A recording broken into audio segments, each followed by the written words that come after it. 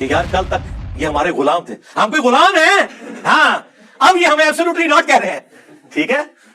کل تک تو یہ غلام تھے، آج یہ کالے کپڑے پہن کے ایبسولوٹلی ناٹ کا انہوں نے بیج لگایا ہوا ہے، تو یہ کیسے ہو گیا؟ کس بندے نے ان کو زبان دے دی ہے؟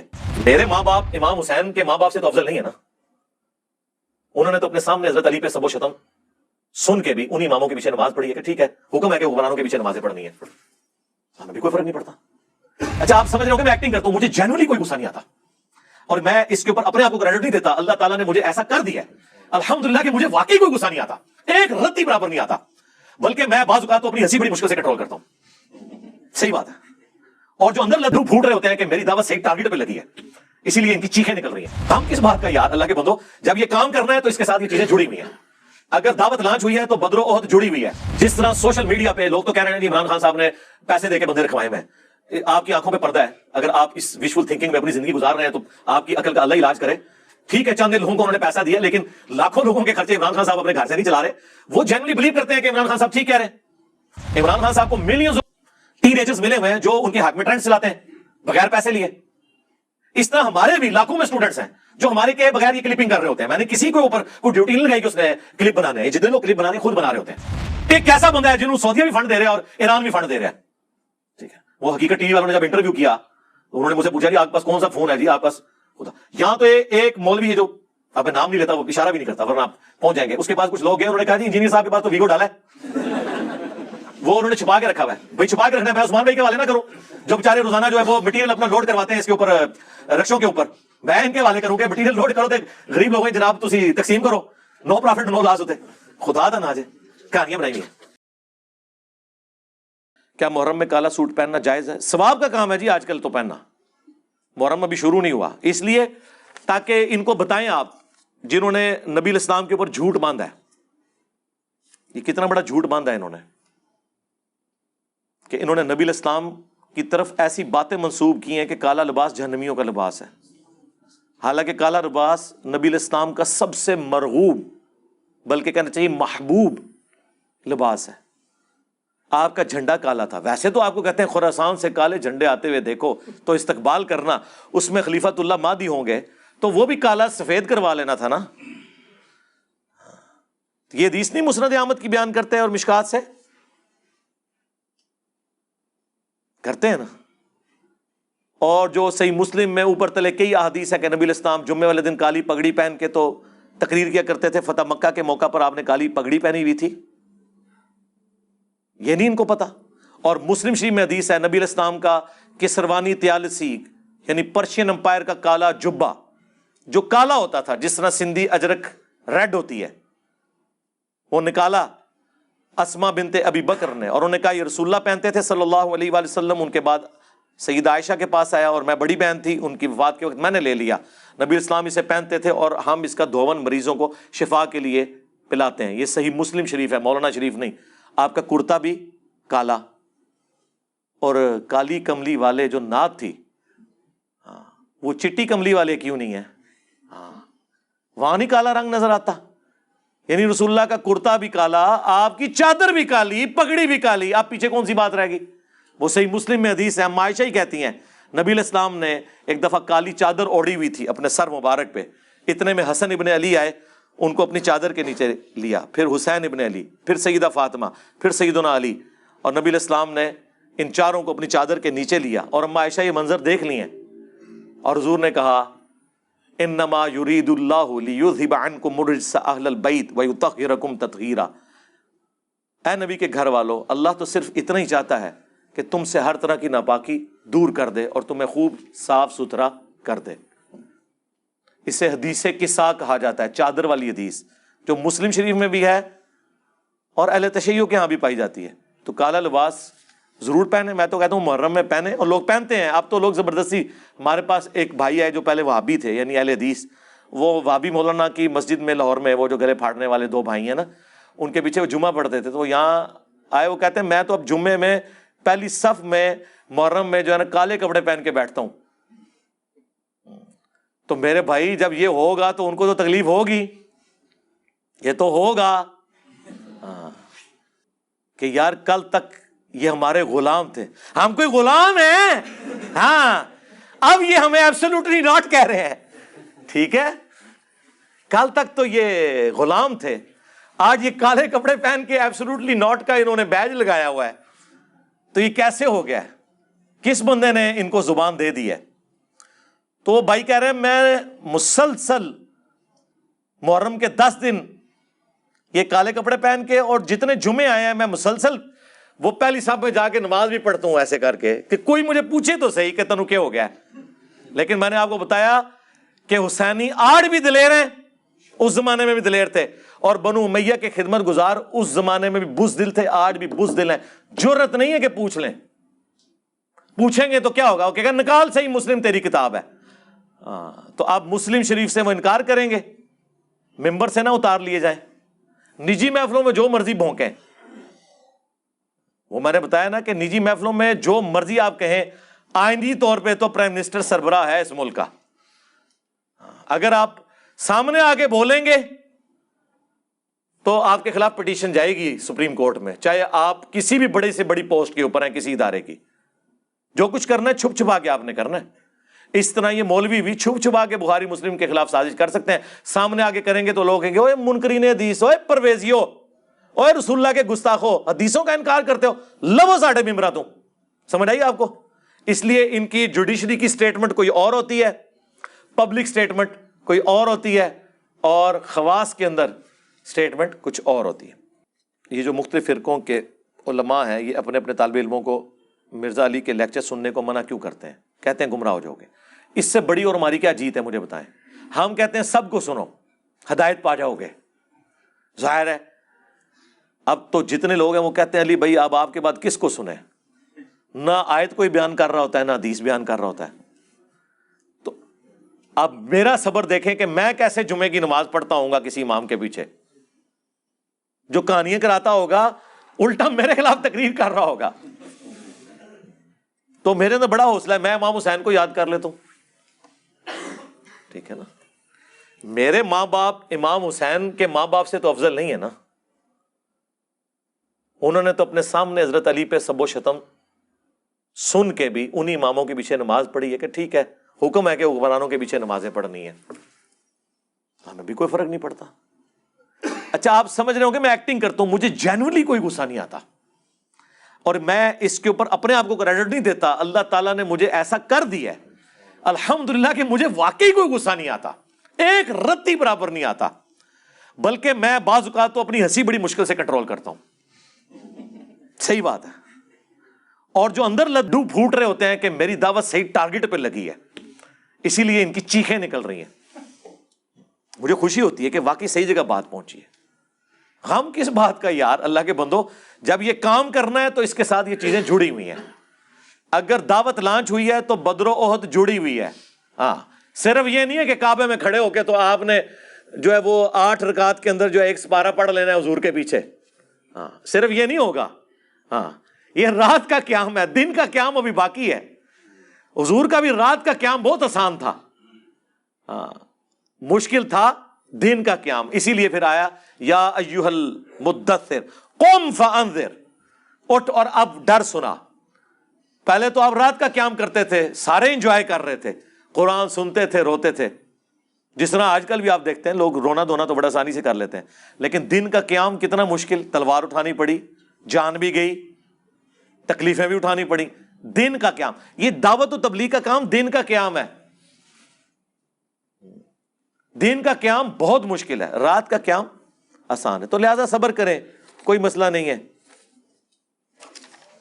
تو وہ کہتے ہیں کہ جی باقی تو منع کرتے ہیں. ہم اس لیے منع نہیں کرتے میرے بھائی کہ ہمیں پتہ ہے کہ جس کو بھی سنے گا نا اسے اور پتہ چل جائے گا کہ واقعی یار یہ تو کہانیاں کراتے ہیں. آپ مجھے بتائیں اگر مصباحی صاحب حفظہ اللہ نہ ہوتے, میں کہاں سے کوئی بندہ لے کے آتا جو کہتا کہ انجینئر محمد علی مرزا کو کیا پتا کہ بابا کیا ہوتا ہے.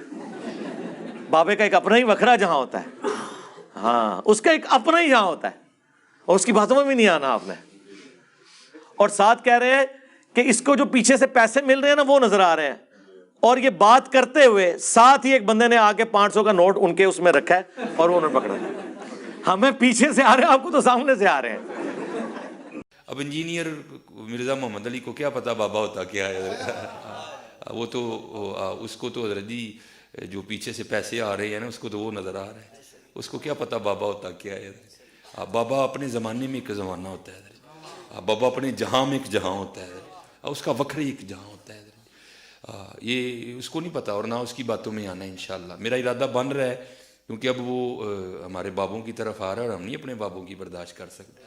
منوس تجھے کیا پتہ بابے ہوتے کیا ہیں، تجھے کیا پتہ باجزید کہتے کس کو ہیں، تجھے کیا خبر جنید کس ہستی کا نام ہے حضرت، اس لیے اس کی بات بھی نہ سنا کرو حضرت، وہ بھی دل میں شک ڈال دے گی حضرت۔ اور انشاءاللہ بس میں توفیق مانگ رہا ہوں اپنے اللہ سے، بڑی جلدی میں نے انشاءاللہ اس کا رد شروع کرنا ہے۔ ایمی بکواس کر رہا ہے اپنے کمرے میں بیٹھ، یہ کیا ہوا، تیرا کمرہ، تیرا کیمرہ، تیرے ہی لوگ، تیری کتابیں، تیری باتیں، کسی دن ہمیں بھی بلا نا، تو اسی طرح لائیو چلا نا بھائی، تیری اپنی دنیا، تیری اپنی باتیں، یہ کیا حضرت ہوا؟ اس لیے میرے دوستو آپ بھی تھوڑا آپ بھی دیکھو نا حضرت، وہ کیا بھائی، اگر وہ اتنا ہی حق پہ ہے تو کیوں ڈرتا ہے؟ ہم نہیں گنے لے کے جائیں گے اور ہمیں گن کی لوڑ ہی نہیں، ہم تو درود والے ہیں حضرت، ہم نہیں برود والے حضرت، ہمارا درود ہی ہمارا برود ہے حضرت، ہمیں نہیں لوڑ کوئی بھی حضرت، ہم نہیں برود والے حضرت، ہمارا درود ہی ہمارا برود ہے حضرت، ہمیں نہیں لوڑ کوئی بھی حضرت، بلائے نا حضرت، اگر وہ اتنا ہی سچا ہے۔ اگر اصل میں لوگوں کا بھی تھوڑا مزاج بن گیا ہے کہ باطل کو جلدی تسلیم کر لیتے ہیں حضرت، بات اتنی جلدی نہیں حضرت جی، اگر چلو 100 نکال دیا تو کیا 1300 سالوں سے دنیا باطل پہ تھی، آج تو حق والا جم پڑا ہے، تجھے کیا نظر آ گیا الو کے پٹھے؟ تو بہرحال یہ جو ہے نا کتابیں پڑھا کرو حضرت جی، خود دیکھا کرو کہ ہمارے بڑے تھے کیا ہے۔ اور آپ کیا سمجھتے ہیں جب یہ آپ جملے بولتے ہیں تو مجھے ڈسکریج کر رہے ہیں؟ عام آدمی پہ جب جھوٹا الزام لگتا ہے نا تو ڈسکریج ہوتا ہے، میں خوش ہوتا ہوں کہ یا اللہ مجھے تو پتا ہے نا مجھے پیچھے سے کوئی پیسہ نہیں آ رہا، اس کا مطلب میں واقعی حق کے اوپر ہوں، میری تو ایمان میں اور اضافہ ہوتا ہے۔ آپ کیا سمجھتے ہیں اس کی وجہ سے میں ڈسکریج ہو جاؤں گا؟ اور پھر دیکھیں کس طرح انہوں نے بے دھڑک الزامات وہ لوگ لگا رہے ہیں جن کو سعودیہ سے فنڈنگ آتی ہے، ہمیں کہتے ہیں ان کو ایران سے فنڈنگ آتی ہے، جسے ایران سے فنڈنگ آتی ہے وہ کہتے ہیں اسے سعودیہ سے فنڈنگ آتی ہے۔ کہنے رہی وہ ٹرکاں دے ٹرک سعودیہ والے نے پمفلٹ بھیجے سن، ادو تک 5B نہیں سی نہ آیا تو سعودیہ دے کھاتے چ پہ کے میرے توحید والے اور نماز والے پمفلٹ، ہن پتہ لگ گیا جے ایک کیسا بندہ ہے جنہوں سعودیہ بھی فنڈ دے رہا ہے اور ایران بھی فنڈ دے رہا ہے، ٹھیک ہے۔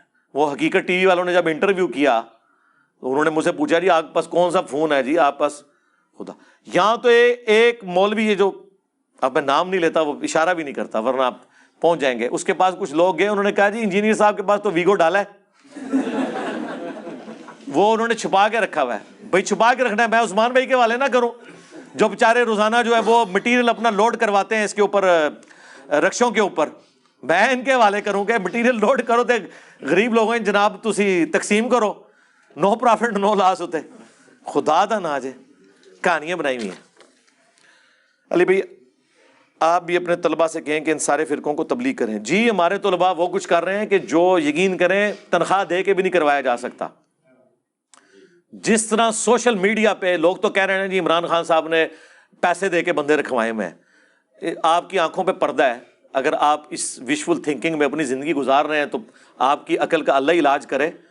ٹھیک ہے چند لوگوں کو انہوں نے پیسہ دیا لیکن لاکھوں لوگوں کے خرچے عمران خان صاحب اپنے گھر سے نہیں چلا رہے، وہ جینولی بلیو کرتے ہیں کہ عمران خان صاحب ٹھیک کہہ رہے ہیں۔ عمران خان صاحب کو ملینز آف ٹین ایجرز ملے ہوئے ہیں جو ان کے حق میں ٹرینڈ چلاتے ہیں بغیر پیسے لیے۔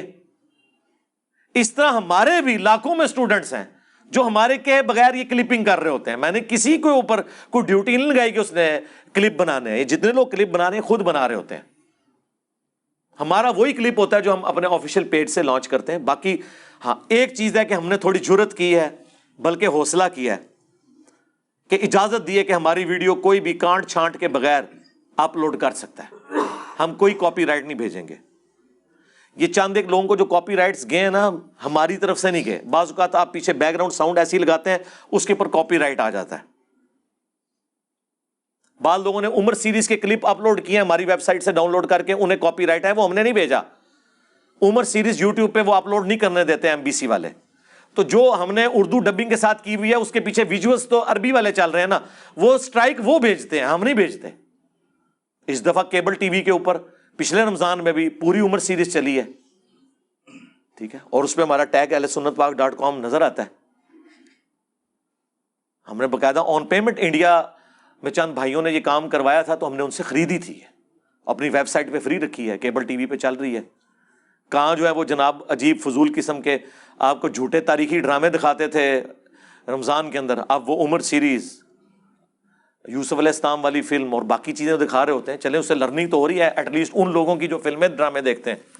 میں نہیں کہتا کہ داڑھیوں والے جو ہے وہ بیٹھ کے تو ان کو میں ترغیب دلا رہا ہوں کہ وہ یہ کام کریں، بہرحال فائدہ تو ہوا ہے. تو لوگ کام کر رہے ہیں. اس طرح ہمارے بھی یہ اسٹوڈنٹس، یہ جتنے کلپس آپ کو ٹک ٹاک پہ نظر آ رہے ہیں، یار وہ